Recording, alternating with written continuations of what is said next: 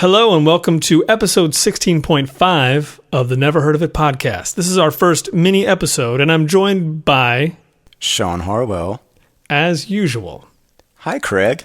Hi, Shawn. Shawn, in this episode, we're going to keep things short. We're going to try and keep it to about 15 minutes, just talking about things that are topical, things you might want to know about. No, that's not true.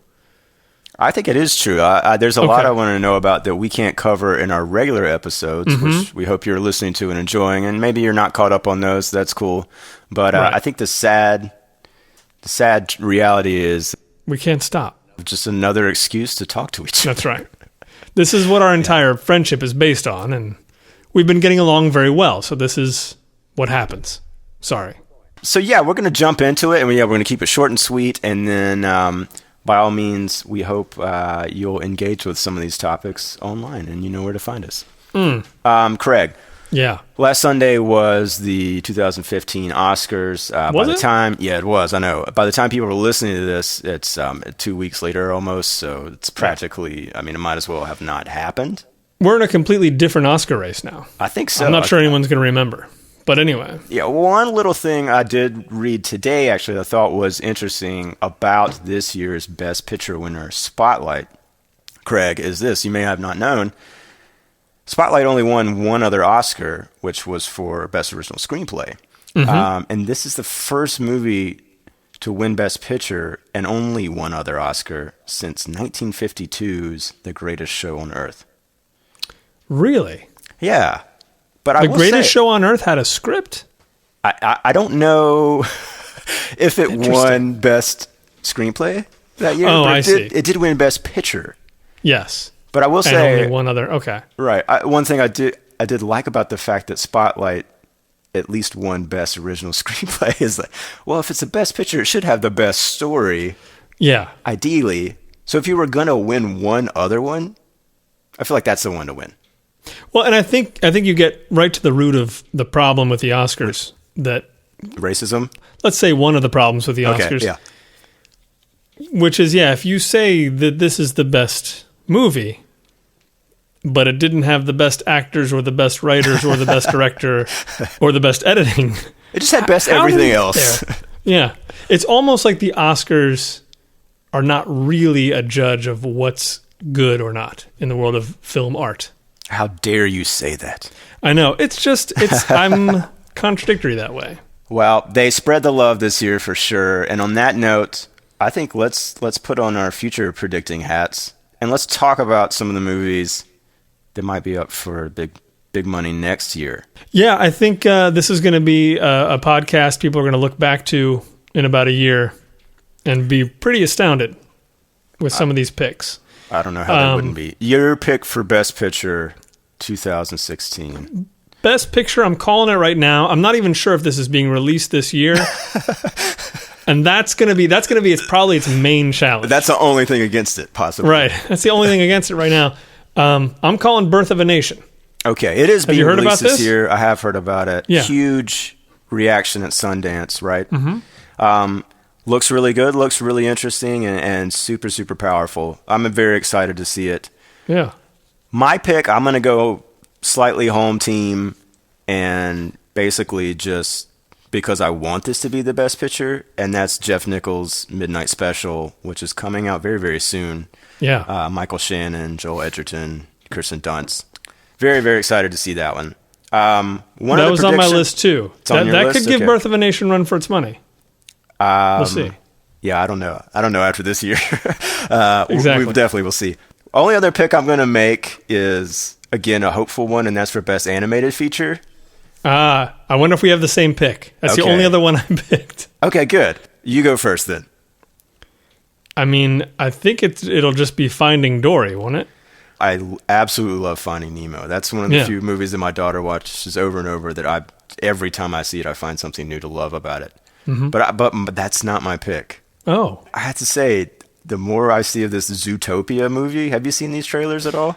I have definitely seen the sloth trailer, which killed me. That sloth DMV scene is unbelievably good. Yeah. If you have not seen this yet, we got to post it online or go watch it. I'm hoping that the rest of the movie could possibly be that funny. Me too. If it is, I think it will give Finding Dory a run for its money. Well, because let's face it, certainly you and me are in the position where we're definitely going to be watching that movie at least once. That will be the if that not will be for the one we rest do of the see year. this year, right in time. Yeah. Apparently, with that movie, originally it focused on the Fox character, and then somewhere along the line, after they were, I think, pretty well down the road, they decided, no, we can't make this about him. Like that's not. It's not the way this movie's gonna work. So they rejiggered the whole thing to focus on the bunny character. And I have to say, the sloth trailer I like a lot, but every other trailer so far, I can't tell what's happening in this story. I have no idea what the story is. I don't know either. I kind of don't care as long as it's half as funny as that scene. Fair enough. Okay, so are we done with the red carpet here? We can. I think we're done. Oscars. Those are the predictions.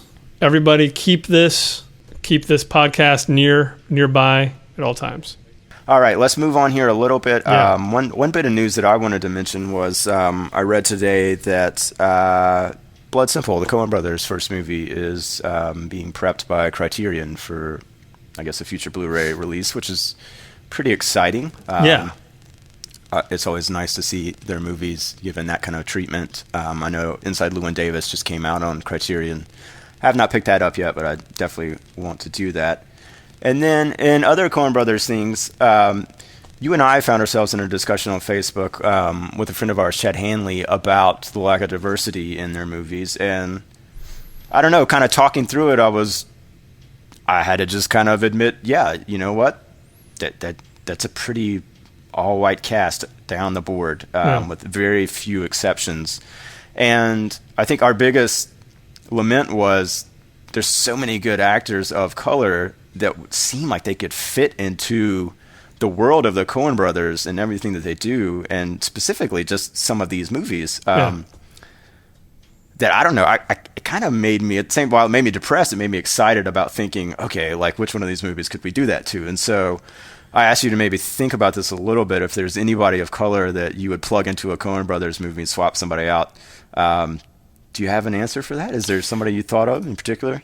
Well, I mean, there's one person that I brought up in that same discussion, but I did not think about him in terms of like specifically a movie. So okay, well, who is it? Give me 1 second. Eddie Murphy. Yeah, where I feel like Eddie Murphy firing on all cylinders would be incredible in a number of these movies. I think so. I mean, he's such a quick deliverer of his lines. And gosh, they've got so many movies that are just littered with that kind of speedy dialogue. He's got so much more range than I feel like we've ever really gotten to see. Well, here's one, and maybe it's a bit of a softball because I don't think it's their best movie, but what about him as the Clooney character in Intolerable Cruelty? I've never seen that. Okay. I like that movie a lot, actually. It's not, I mean, it's a weird rom-com about divorce, mostly. Yeah. But I think he could kill that. Mine actually is not, I don't know, I don't think it's too terribly far removed as far as the type of actor. I was thinking, what about Jamie Foxx as the Clooney character in Oh Brother, Where Art Thou? I think, Jamie Foxx he's like super funny, you know. Obviously, like I knew him from In Living Color and Booty Call before, you know, obviously Ray and everything. But I don't know. I feel like actually having, specifically a black actor as the lead in that movie who's breaking out of prison, and the Klan is already involved in that movie, like it just adds like another layer of danger, I think, and just kind of interest. And then. So I thought, what about like Lawrence Fishburne as the Goodman character in Inside Llewyn Davis, which was a very small part, but... And I mean, there's one of those roles where it almost feels like... Because he was a jazz musician too, right? Why I mean, that's big neon arrows pointing at a character saying, this doesn't have to be a white guy. Yeah. I mean, Goodman's great in it, but... Sure. Yeah, it's really that's pretty bizarre. I try to think of somebody to replace Bridges and Lebowski that would give you like, it's impossible. I mean, it's really, really difficult to think of somebody that would, without completely rewriting that character. But I did kind of wonder, No Country for Old Men, maybe actually you could do something interesting there with Josh Brolin being replaced by somebody like an Idris Elba or Chiwetel Ejiofor. Or at least Woody Harrelson's character could be replaced. Yeah, but I think it's kind of interesting even just to think about like the lead, like specifically in that instance, I had forgotten about Josh Brolin since The Goonies. And so it's not like they took somebody who already had like the cachet of a George Clooney for that character. And then, but seeing an African American in that sort of Texas backdrop, I think is kind of cool, to see what that would look like. So I don't know, something to think about if you have opinions or ideas of recasting the Coen Brothers movies. Let us hear about it. Fuller House. Craig, are you watching Fuller House on Netflix? I never watched Full House. I have no desire to watch Fuller House. Your house is full already? Oh man, yeah. My house has been full all my life. I think it's been out a week and a half or 2 weeks maybe on Netflix. I haven't seen it yet myself. I did watch the original. I felt like I had cooler taste in that, and I still found myself watching it as a kid. I probably didn't. It's been picked up already for a second season, so you're getting more of it. The one thing I wanted to kind of talk to you about was just, is this the sign of, like, are we at peak nostalgia? I mean, it feels like we got to be getting close. I mean, I think it at least in terms of, I guess, our generation. Yeah. Yes. Like at some point we're going to have saturated that, or maybe we don't. I mean, maybe as our whole generation gets older, you just keep, all you do is look for the stuff that you liked when you were a kid, and you just start only paying attention to that for the rest of your life. Because, I mean, certainly my grandparents only wanted to watch, Dick Van Dyke and stuff like that. So it's just like... And Bonanza. Yeah. I mean, I don't know. I don't know. Is there another... is there a sitcom that you would ever like to see revived? Come back? Yeah. I mean, I don't know. Yeah. I feel like most of the sitcoms from my childhood are so completely destroyed now, mainly because like people went crazy, they're dead. Yeah. They're on drugs now. It's like a lot of very sad stories of like child actors. Maybe Silver Spoons could possibly be something that wouldn't be completely depressing. I feel like Fresh Prince could be interesting because of, you still have the issues of race and money and, fitting in that very, very specific society. And, I mean, who wouldn't love to see kind of like those actors? True. I mean, well, I should say who wouldn't. I don't really want to. Right. Don't get me wrong. That's really the thing. I mean, I liked that show. I watched it. But if they did, like, The Fresh Prince Returns, like, I don't think I would watch an episode of it. You probably wouldn't. Yeah. Your kids might. I don't know. I wish there was more of a pull. I'm going to guess that Family Matters will happen, though. I think we're going to see the rise of Urkel again. Oh, yeah. I mean, if Full House is doing it, I have no idea why that hasn't already happened. Yeah. And Pee-wee's coming back, too, which is very, very different. But also, like, that, there's something to that nerd character of that Urkel, I think, that kind of, I don't know. I think it's happening. I think it's going to come. I wouldn't mind if they brought back Amazing Stories, but that's not really the same thing. I think they are, Craig. I think that's happening too. Yes, I think so. All my dreams are coming true. Last thing I want to talk about was, I found I'm sure it's been out forever. I heard about a site that's kind of cool. We're checking out Decider.com. Mm-hmm. It's sort of built specifically for helping you figure out what the hell to watch on your Roku and various devices and all the streaming things. But it also has a bit of news around it. And they had a link to an article about Andrew Jarecki, who was the director of The Jinx and Capturing the Freedmans, I think. I don't know if you've seen either of those. Documentary filmmaker.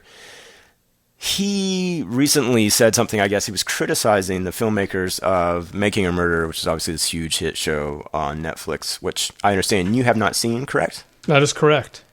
I just finished watching it not so long ago. It's very, very interesting. Again, this is news of 3 months ago. I know that everybody else has seen it, but he is criticizing them for something I thought was kind of interesting to maybe just discuss for 5 seconds here, by claiming that he had a bad feeling after watching this because they did not provide an alternative to the story that the police provided. As in, the filmmakers did not openly suggest who else may have killed this person that Stephen Avery, the subject of Making a Murderer, went to jail for. Right.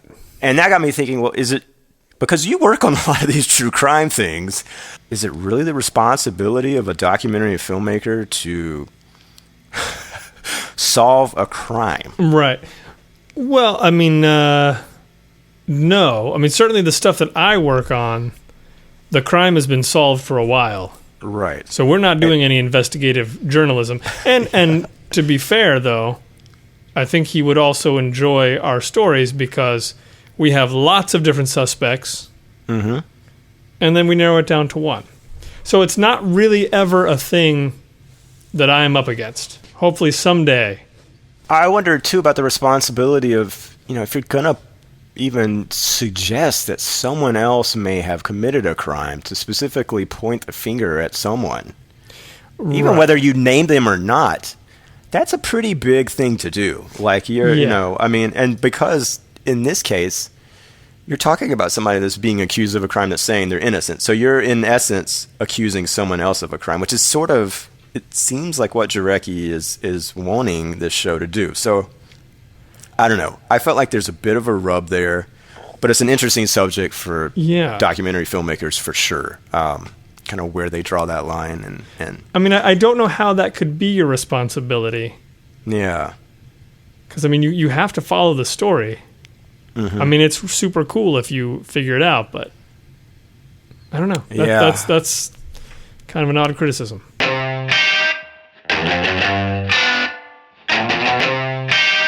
I don't know. I think maybe we'll wrap up this episode, unless there's anything else you want to add to it. No, I think we did our jobs and have edified our audience appropriately. I think so. Well said. Episode 16, again, is out right now, The Veil, the horror classic. A lot of you are piping up saying that you've actually seen this, which is great, and that you've listened to it already. Thank you for listening, of course. And we'll be back next time with another full episode. That's right. Keep your ears open and your mouth closed. Yep.